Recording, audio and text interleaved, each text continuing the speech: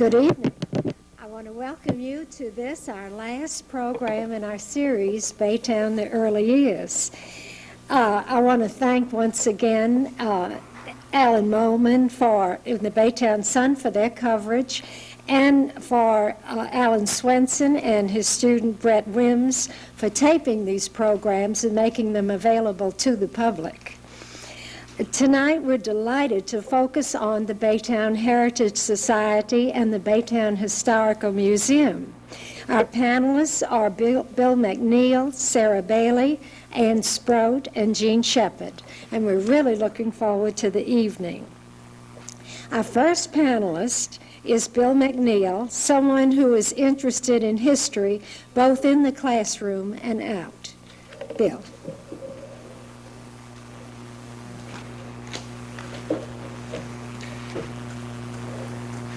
I want to thank Sterling for inviting me to come tonight and talk a bit about the Bay Area Heritage Society and the Baytown Historical Museum. We always like to promote those two institutions, organizations, but I also want to thank them personally because I've had to reflect back some 10 years and I had forgotten a great deal of it. Many of the very pleasant memories of the early years. I did not quite copy the theme that you're using in regard to the sesquicentennial an early year. I just said a beginning in regard to the Bay Area Heritage Society and the Baytown Historical Museum. As I look back and reflected personally over the beginnings of these two organizations, there was a recurrent theme. It just kept coming back and coming back. And that was that at their inception, the Society and the Museum, it was really truly a community effort. It remains so, I'm convinced, today. In a sense, I think we're here tonight to talk about and to celebrate a community achievement. Community was involved in many ways. In membership, I think our membership reflected early on that there was a great deal of diversity here.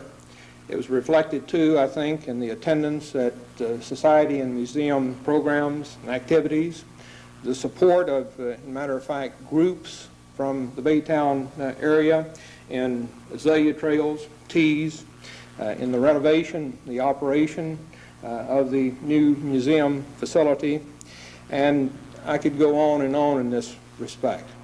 I do, and I know you always take a chance when you begin naming names, but I am going to do this as generally as possible, and I think it is important that we do recognize some of the many groups that were involved and some few of the individuals. I can remember garden clubs, and there were more than a couple of them, civic clubs and high school clubs who came over in that second year as we began to work on the building to prepare the way for a museum that would be housed separately from the Civic Center. Part were tearing down, others were putting things in place. There was landscaping going on the outside and just a tremendous amount of activity. There was the East Harris Medical and the Professional Nurses Association. Time and money came from these two organizations. There was Lee College, and there was the Lee College Web Society, a student organization there interested in local history, which cooperated on a number of occasions with the Heritage Society and with the museum.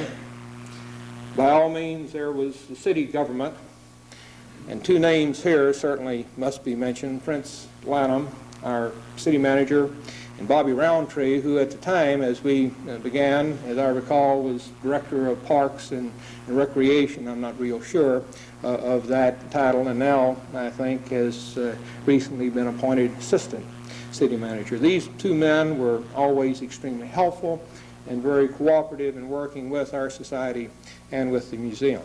And of course, too, the mayors and councils during these years, most helpful.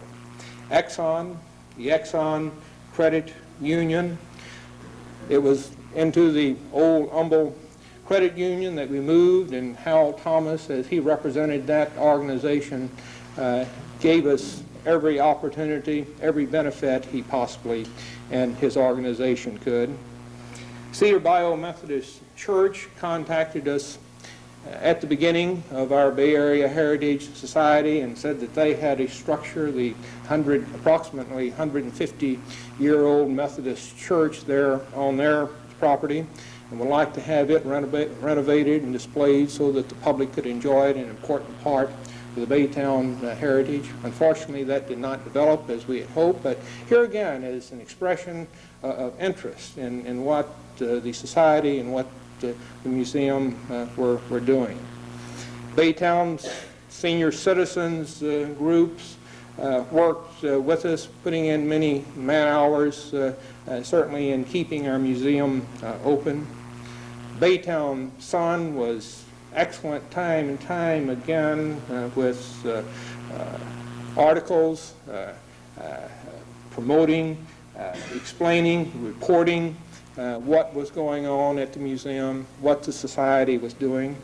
Wanda Orton, who is here tonight, was on our board a number of years, and she did just absolutely a beautiful job, and of course closely related to these things, but not directly to the museum or to the society, or her history highlights that have been outstanding examples of important local history. Public school students, Scouts, Brownies, various youth groups, and I guess the list could go on. This truly has been a type of community effort.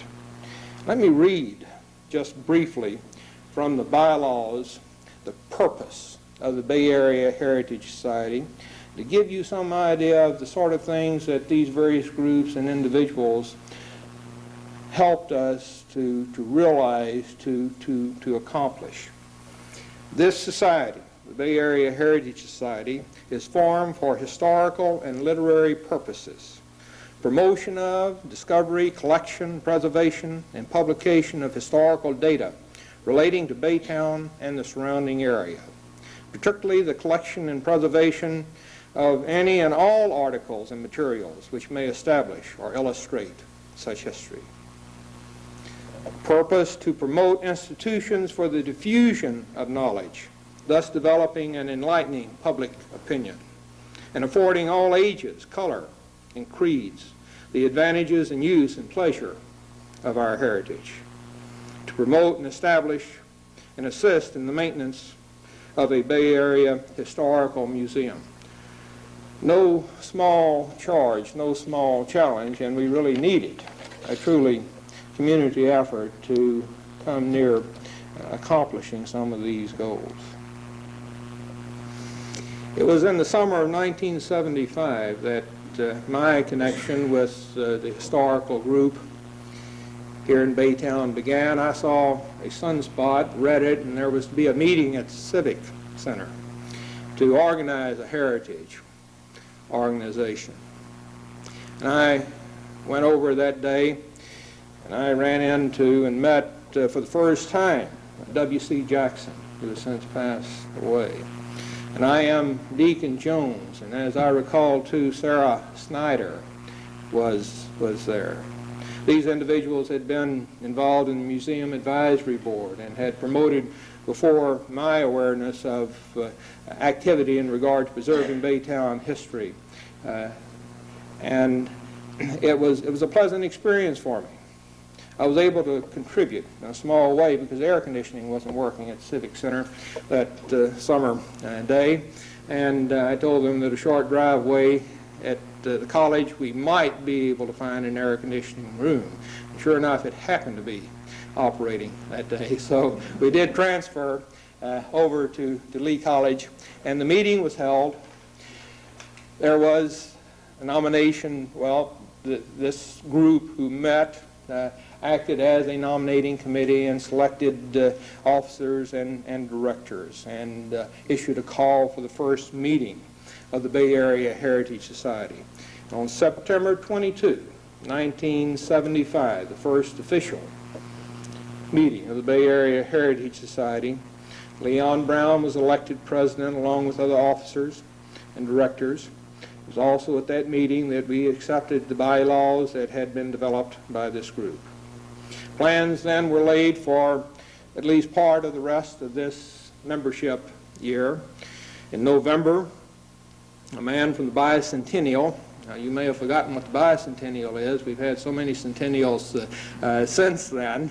That was the birth 200 years ago of our nation in 1776. Bob Nesbitt, a Galvestonian, Galveston Historical Foundation. He had worked with them and had a great deal of experience, and he was also on the Bicentennial Speakers Bureau.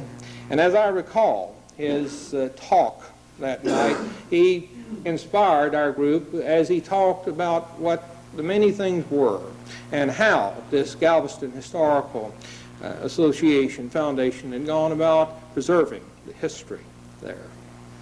It was also at that meeting that the Memorial Baptist Choir gave us an extremely interesting program, entertainment. We made plans from there, and in March we had to do very important activities. One was an Azalea Trail in T. The Azalea Trail was not like the home tour, not like some of the other activities that we've had more recently. We drove past the homes and hoped for good weather, and then we went to Sara Snyder's to a garden reception of sort, a tea, I think, as it was mentioned in our minutes. I remember the punch, though, I guess. I remember her beautiful yard. I remember her outstanding hospitality. Sara Snyder was kind of like a godmother to our organization in the early years. She was always there with good humor and encouragement, and provided much, too, in the way of some treasury help when the society very badly needed it. Anna Healy was quite a worker, too, in regard to this Azalea Trail for a number of years. In that month, too, of March, we had another guest speaker, Frank Vandiver, Vice President and Provost at Rice University, came and spoke on the topic of American Revolutionary Generations. And this was the first of the Bay Area Heritage Society and Lee College co-sponsored programs, and this went on for quite a number of years. Matter of fact, the most recent being in April of this past year, when Margaret Henson, the author of The History of Baytown, came and spoke on our campus, and this being a cooperative society and Lee College activity.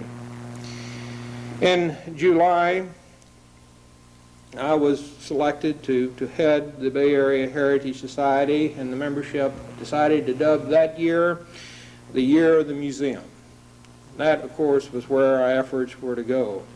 We found out that in September of '76, when we toured the old Humboldt Exxon Credit Union building on Market Street, that we had found a home, and home it has been for these many years. We liked what we saw, but we knew that the work was cut out for us, that we had a real challenge here. In November of '76, there was another program, Lee College and the Bay Area Heritage Society, the general community cooperating and supporting. It was conversations on the Civil War. Ralph Wooster, a Baytown native, an administrator, a teacher, a fine historian from Lamar University participated. Haskell Monroe, a dean and historian from Texas A&M, and Harold Hyman, who is presently on the Bicentennial United States Constitution Committee, was there. In December, the big news was the contract with the city of Baytown. The society would provide museum services. The city, in return, would pay the society $6,200 a year. Many of us were flabbergasted by that amount. We never dreamed that such would be forthcoming. And they would also lease the cases that they own and the artifacts, the memorabilia in the cases to us, the society, for $1 a year. In return, we were to open June 1, 1977, with no admission charge. The public was to come in and enjoy themselves and learn from the exhibits. We didn't miss that deadline by much, and the city was very good in giving us a bit of an extension. It was in January of 1977 that we talked with the Cedar Bayou Methodist Church about their building, 150 years old, beautiful stained glass windows. I remember the time that we went over there and toured the facility, and really because of a number of different situations, cost, because of the restrictions of the Texas Historical Commission, we were unable to move forward on this, but we made what effort we could. It was at the beginning of 1977, in January 2, that we had our first museum work day. You know, and I look around and I see faces that certainly were there with hammers, with crowbars, with a lot of advice, but mainly sweat on the brow to get the job done. Bob Wright was appointed, I don't know whether at the beginning of the year, but shortly thereafter, to head a Baytown Museum renovation committee. And he certainly did an outstanding job. Rusty Reagan, I can remember spending many hours there and bringing members of his Kiwanis Club with him. Jack Carpenter, who has some expertise in reading plans and understanding some things that the rest of us didn't about building construction. And Mr. Muller, yes, Mr. Muller, that's the way I refer to him. Mr. W.F. Muller was there. Did you miss a work day, Mr. Muller? Did you miss a work day? Oh my. Probably not. And in April, we had yet another speaker, Peter Brink, who was head of the Galveston Historical Foundation, visited us in our museum facility. We brought in chairs, and we encouraged, of course, the public to come out and visit with us that night. He told us, again, much of the activity that was going on in Galveston. They were at that point working on the Alicia, the iron-sided clad sailing ship. He brought prints that, was it Robert Smoky Moke, is that the correct first name, had painted of the Alicia and left us a copy of this. In May and in June, we did some rather important but yet mundane things that must go on with organizations such as the Society and the Museum. We established a memorial fund with $175 at the outset. We increased the number of directors from 5 to 9. We believe that we could use more brains and hands, talent on the officer and director group. We also launched a buy chair campaign. I think that we finally realized that if we were going to have meetings that by golly, we needed not to always be bringing chairs from a church or from a college, that we needed chairs of our own. In July, Americana Day, we had a booth. We peddled memberships and iced tea.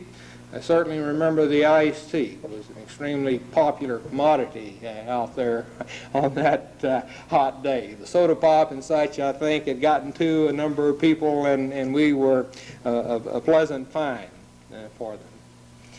At our second annual meeting, July 12, 1977, we had 62 in attendance.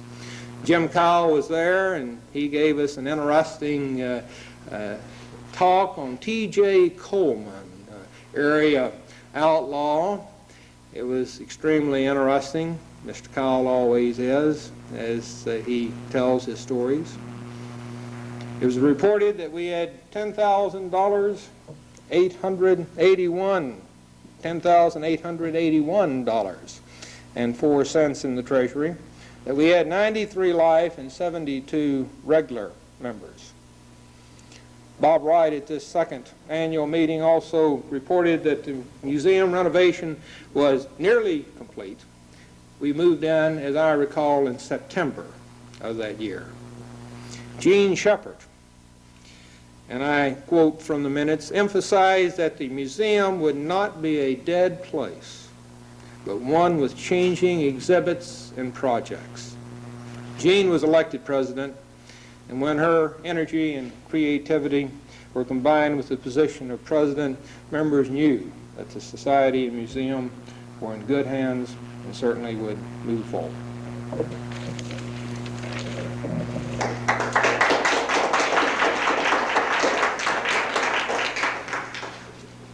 Thank you very much. Well, Sara Ann Bailey has contributed much to Baytown and to Exxon, and she worked a special exhibit up for Exxon, and it's now part of the museum, and she'll tell us about it.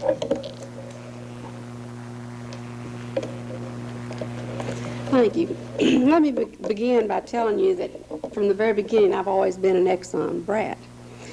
In 1919, my pop, M.L. Doug Snyder, Mrs. Sara Snyder's late husband, was shoveling coal in a boiler in the Baytown Refinery in New Jersey. And they said, "Hey kid, you want to go to Texas?" So he came. So he was here at the very inception of the refinery as a surveyor. Then after that, my father worked for Humble, my father-in-law, my stepfather, my husband, and then myself. And the saga continues because my oldest son is currently an analyzer technician for Exxon Chemicals. So when 1982 rolled around and we knew we were going to have this centennial exhibit, I went to my boss and I asked for the assignment. I said, "This will be a labor of love for me. I grew up here, right across the street from the refinery, and I just knew that this was something I wanted to do." When I started, I had no idea what this exhibit was going to look like. I didn't even know where I was going to get all the material. Fortunately, Sam Bramlett came rambling into my office with 3 big, huge boxes of photographs, memorabilia, and magazines. He had the Humble Way, some old Humble Bees, some pertinent copies of The Lamp, and a huge box of old file photographs from the Humble Bee. No dates, no times, no places, just pictures of a lot of people that I remembered growing up with. And he also had another box of photographs that looked to be extremely old, and I could tell they were copies. Of course, my husband was at that time the Exxon photographer, and I showed him these pictures. He said, "Oh yeah, I copied those 10 years ago for Sam or for PR at the plant." And we don't even really know where they came from. They came out of somebody's old black paged photograph album that someone had saved. And most of them were duplicates of file photographs that the Exxon refinery still has. But when it came to the old photographs, I was thrilled to have them, but I didn't know what they were of, what they consisted of. I didn't know. There were a lot of locations and places, but they didn't mean anything to me because they were taken before the refinery was built.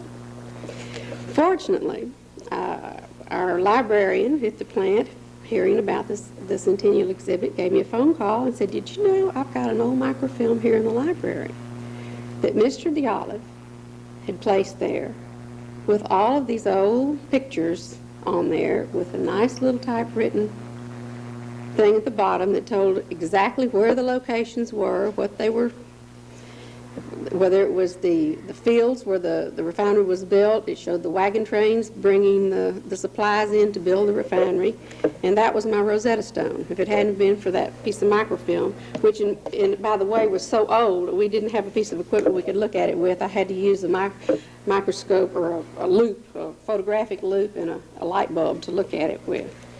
But Mr. D'Olive had thoughtfully had all of those things placed on that microfilm, along with the descriptions and locations, and that was a tremendous help. Well, after digging through Sam's photos and poring over copies of the Bee, I started reading about the billionth gallon. The billionth gallon day was a big celebration. It was held in December of 1944. And I saw pictures of the big Gallon Jug and started making some phone calls. I called Lee Tagg. I called Mrs. D'Olive. I called Deacon Jones, and Deacon said, "Oh, it used to be in my garage. I know it's here somewhere." He said, "Well, let me think now what happened to that thing." He said, "Seems like it was almost all evaporated or something," but he couldn't tell me where it was. Well, you can imagine my surprise when I finally discovered the elusive gallon residing in a display case at the Baytown Museum. There it sat, less than 500 yards from my office. Well, I was certainly glad to see what an excellent job the museum had done with all of the wonderful old pictures that I remembered as a child hanging in the community building. They were there, all of them. And I was so pleased to find them because they did enhance our exhibit tremendously at the refinery. I didn't really remember this billionth gallon day. I thought maybe I had attended these ceremonies, and in looking through the pictures, one thing rang a bell. I saw a photograph of a truck with and a bunch of Army fellows and a bunch of pigeons flying off, and I said, I remember that. I was there. So I know I attended billionth gallon day. I was between 6 and 7 years old. While I was researching billionth gallon day, I came across a little story in an Humble Bee about Mr. Weisinger, who is Jake Weisinger's father, who had actually blended this billionth gallon. And I called his wife, widow, who was still living here in Baytown, and she graciously had me over to her home, and she had the little commemorative bottles that were given to her husband that when he retired in commemoration of his blending the billionth gallon. She still has those. Jake knows I'm after him. I'll be sure we get those. I didn't ask her to donate them to the museum until she no longer wanted to have them, but I'm sure we'll end up with them someday. The exhibit was really the result of a lot of detective work on my part and the memorabilia, which was reverently, very reverently and lovingly brought to me by annuitants and their widows. I mean, I got everything from soup to nuts. One lady brought in a box of Dominoes. She says, I really don't know what they have to do with Exxon, but my husband just worshipped these Dominoes, and he just took them, he kept them at work, and when he retired, he brought them home. And I had to explain to this little lady, I said, well, you know, our M&C people are allowed 30 minutes for lunch, and that during that 30-minute break, they can do anything they want to, and they play dominoes. That's what they do. So she brought her dominoes, and we did put them on display. By digging around in the bottom of drawers in the Public Relations Department file room, I discovered several really thrilling finds, especially for me, among the dust, the mildew, and the silverfish. There are some photographs here of some of these items. I came across a metal Humble oval. It's on display. You can't see it from this picture, but it was about so big. And it was given out by the Humble Booster Club in the 1930s for promoting the sale of Humble products. And I found an article. I didn't know what it was for when I found it in the drawer. And by pouring through the Humble Bees, I found an article where Augie Kraft had issued these. I don't remember how many they gave away, but the Booster Club did give them away to people who had encouraged the sale of Humble products. So I was thrilled to death to find it. It wasn't even rusty. And also, one lady even had a pair of earplugs she brought me that her husband had used on the job. And one of the really most thrilling finds that I found, this is not the book, but this is a replica. This is the same book. I found a copy of this E-Award book, which was presented by the Army and the Navy, a production award to Humble Oil and Refining Company Baytown Ordnance Works. It was my grandfather, Pop, M.L. Doug Snyder's personal copy, signed by all of his co-workers. It was still out there in the bottom of a drawer, like I said, amongst the silverfish. I got goosebumps all over me when I found that. And that is also residing at the museum. Another book was there also commemorating the opening of the first cat cracker, which is no longer here. We don't have that number 1 cat anymore. We have 2 and 3, but we don't have number 1 cat anymore. But there is a book at the museum showing that. Well, once the Sun ran this page talking about the billionth gallon, it was quite a nice article. They did, as you said, a lovely job. They covered all the different aspects of the history of the Humble Company here in Baytown. Once they ran that, I was flooded with calls. One came from Blanche Weiler in Lawrence, and she is still in possession of this barrel, so Jean put it on a note that we want this barrel. This is a barrel, a metal barrel, and it's it's stamped on the top of the barrel that it was produced at the Baytown Refinery. Well, the old photographs showed a picture, which the museum has now, of the old barrel making building out there in the refinery where they actually made these old steel barrels. And she had it at her house, and she had bought it somewhere in Indiana or somewhere in a garage sale. It had Baytown, Texas written on it. So we rolled the old barrel out and got it up there too. There were several other things that folks that work in the refinery, instrument technician, found an old oval badge. We have several on display at the museum. He had found it at the bottom of a separating tank or something that they had cleaned out there, and it was all scratched up and wrinkled up, and he bent it up, he straightened it up and polished it, and just he's so proud of it. He wouldn't let me have it. I said, you let me give it to the museum? No, but I'll give it to him someday. But, you know, he wanted to keep it because that was a memento of the museum, of the refinery. Also, they have equipment still in operation out there on the, what they call the naphtha rerun unit, or the NRU. That was the former BOW. But they said that this is the property of the Defense Plant Corporation and instrumentality, get this, of the United States government. And there were still little plaques that are still in existence in the refinery out there like that. So I had folks bringing me stuff from everywhere. I also found a photo of the Corral gate. Well, I remembered the Corral because I remembered when I was a little girl, we had a sweet, sweet black yard man. His name was Jim Williams, and he'd come and work in our yard and mow our grass when I was a little girl, and he'd be shoveling the load of dirt in the wheelbarrow, and he'd get the dirt in the wheelbarrow, and he'd put me on top and go to wherever he wanted to put the dirt, take me off, and dump the dirt out. And he was my friend. And when I knew he used to work at the Corral when he was in his younger years. So I knew he was still living. He was still driving his car. He was at 82 years old. I called him. I said, Jim, do you have any old things left from the Corral? Oh, I might have a few things. I said, oh, an old mule shoe, anything. I said, just something.